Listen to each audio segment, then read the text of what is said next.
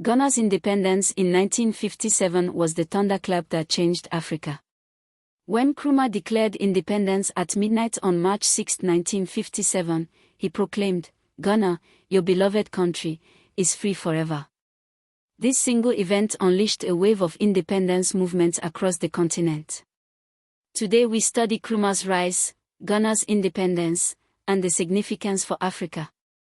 Kwame Nkrumah was born in Krufo, Gold Coast, now Ghana, in 1909. He received mission school education, then trained as a teacher at Ochimota College. In 1935, he left for the United States, studying at Lincoln University, Pennsylvania, where Langston Hughes and Thurgood Marshall also studied, and earning a PhD in philosophy from the University of Pennsylvania. In the U.S., Nkrumah was deeply influenced by Marcus Garvey's Pan-Africanism.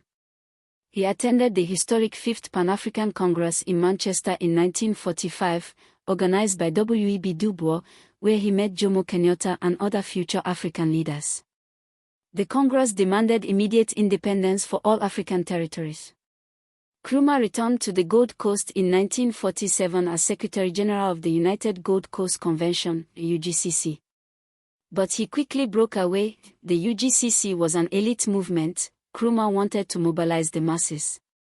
In 1949, he founded the Convention People's Party, CPP. His strategy was brilliant. He spoke to ordinary people in simple language, wore Kent cloth at rallies, and promoted the slogan "Freedom Now, not Freedom Eventually." In 1950, Nkrumah launched the Positive Action campaign, general strikes, boycotts, civil disobedience.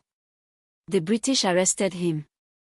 But when the CPP swept the 1951 elections while Nkrumah was in prison, Governor Aden Clark had no choice but to release him and invite him to form a government as leader of government business. This was unprecedented. A man in prison becomes the effective prime minister. It showed how completely the nationalist tide had turned.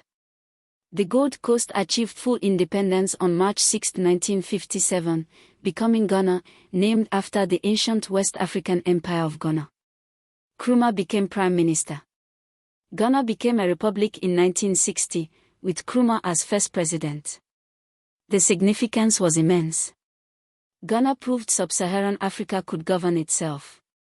Nkrumah hosted African independence leaders in Accra, making Ghana the Black Star of Africa. He invited Du Bois to Ghana, welcomed African Americans and Caribbean intellectuals. He co-founded the Organization of African Unity, OAU, in Addis Ababa, 1963.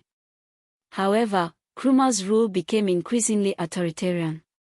He detained political opponents without trial, made himself president for life, and pursued ambitious economic projects that created massive debt. Ghana's economy struggled. On February 24, 1966, while Nkrumah was on a peace mission to Hanoi or Vietnam, military officers and police overthrew his government, the National Liberation Council.